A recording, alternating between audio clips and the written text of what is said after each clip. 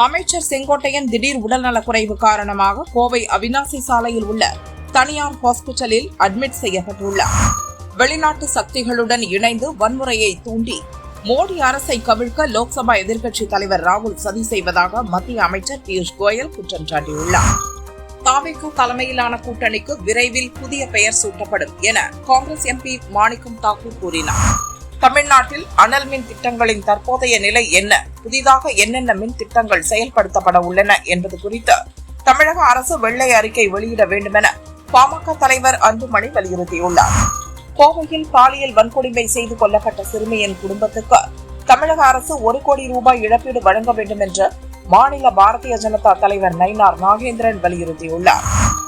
சர்வதேச சந்தையில் கச்சா எண்ணெய் விலை அதிகரித்து வருவதால் பெட்ரோல், டீசல் விலையை மேலும் உயர்த்துவது தவிர்க்க முடியாதது.